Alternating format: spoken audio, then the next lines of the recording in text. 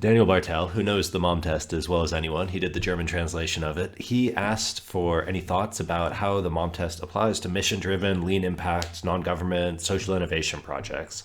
Because you're not just thinking about a customer, you're also thinking about the impact on the earth, the climate, the future, other people, etc.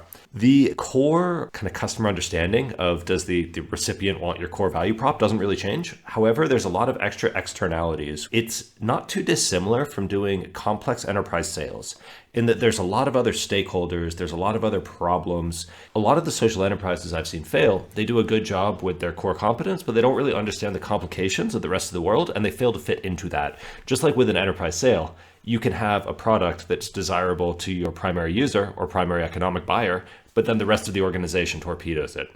I was talking to a team in London. Their revenue model was based around carbon credits, but they didn't realize that by selling those carbon credits to someone else, they were putting the carbon back into the atmosphere. So actually, by virtue of their revenue model, they removed their impact model. And they didn't really know enough about how these things worked behind the scenes to make a better decision there. Similar mistake is not understanding the full incentives of your fundraising model and how that's going to eventually be at odds with your impact model. For example, some research that came out of London by Madeline Evans about impact business models, she says there's basically three categories. You've got lockstep, where for every unit of money you make, you also invariably do a unit of good. You actually can't avoid it. So something like green energy behaves like this, or carbon sequestration. If you're making money, you are doing good. And there's no way for anyone to separate those two because you can't make money without the impact. Then you've got two types of cross-subsidy models. You've got a pure cross-subsidy where you make lots of money and then you donate some of the profits to do good. This is what banks and oil companies do if they need to PR whitewash themselves. They go, oh, we're sorry we destroyed the Gulf of Mexico, but here's some of our profits to do nice stuff. And the problem with this isn't a real impact model, because if you raise VC money and you eventually plan to exit or sell the business, what's the first thing the acquirer is going to do? They're going to strip out the impact model to improve their margins. Then you've got a case which is still a cross-subsidy, but it's more integrated, it's more holistic, because the money that you're giving away comes back to you profitably as brand or reputation value. So this is something like Tom's Shoes. Buy a pair of shoes, we'll give away a pair of shoes to someone who really needs them.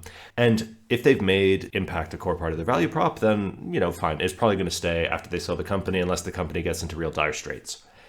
So you've got this spectrum here, and basically if you're raising VC money for a cross-subsidy impact model, you're actually not doing an impact model at all. So the only way you can do that is if you bootstrap it and remain in control and plan to never exit it.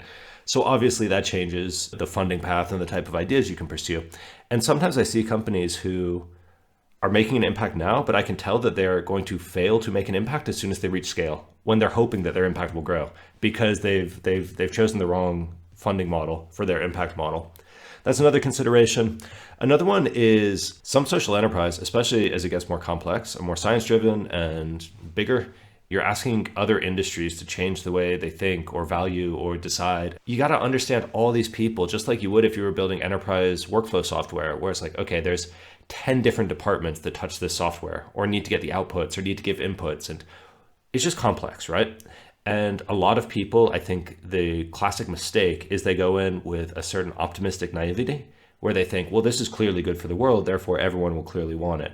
But actually the inertia and the friction of their old workflows and their old budgets and their old models is a lot to overcome. That doesn't mean it can't be done. It obviously can, and it's obviously worth doing. But there's a lot more saying like, okay, who else touches this and who else do we need to understand beyond our direct beneficiaries? Sometimes even with our core beneficiaries, we misunderstand them, right? A cute story I heard once, the residents didn't have too much meat. Everyone was low in iron, and it was having all sorts of health consequences, especially for the kids. And it's really simple to fix. All you need to do is throw a chunk of iron into the cooking pot. And then as it boils, you get a little trace amounts of iron in the food or the soup or whatever. Done, right? Problem sorted, health problem sorted, save a bunch of lives. So this team went there, they gave these little bits of iron, they came back a few months later, no one was using them. The health problem still existed. And they eventually realized by talking, it's like, why would I put metal in my food? It just didn't match the worldview.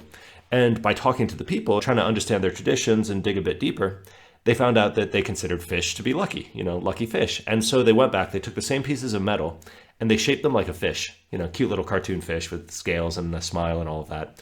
And they went back and they said, this is a lucky fish. They didn't even, it's going to keep your kids healthy. Leave it in your cooking pot. Always just cook with it. It's the lucky fish. It's going to make your food lucky. They came back a few months later. Everyone was using the lucky fish. They were asking for more. Same piece of iron. And that's a beautiful example of just because you know that it's good for people doesn't mean that they will understand it or it will fit into their worldview. Another example is sort of a cute story of the externalities. I met a social entrepreneur. I asked him what was the most surprising thing about the business that he hadn't expected. And what he said to me is, well, about a third of our budget has to go to bribes, to pay off whoever, the military, the warlords, the corrupt police, just to allow us to do the work we're doing. And obviously we didn't get into this business to pay bribes, but it's the only way we can do the good that we want. And he goes, and also, even more so than that, maybe, I have to spend about a month per year in prison because twice per year they throw me in prison for a couple weeks to make sure that I still know who's boss. And, we do this little song and dance. They treat me pretty well. I get them new bribes, and then I'm able to get out with the supplies, our medical supplies, our food supplies, and go do our good.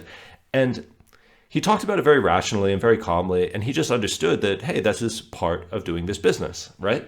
Like, we're going to have to pay bribes to corrupt politicians, and I'm going to have to spend some time in prison as the founder and CEO. And that's something that, you want to learn about. It's a case where in the mom test, I talk about you can learn some stuff from your customers, but you can also learn stuff from other parties, journalists, industry experts, investors, etc. And certainly with complex international aid projects, I think it's very worthwhile to spend the time building up that extra knowledge about the industry, the people, the culture, the gotchas, all these unknown unknowns, because you don't want some silly trap like that to kill an otherwise promising project right when it's starting to hit its stride.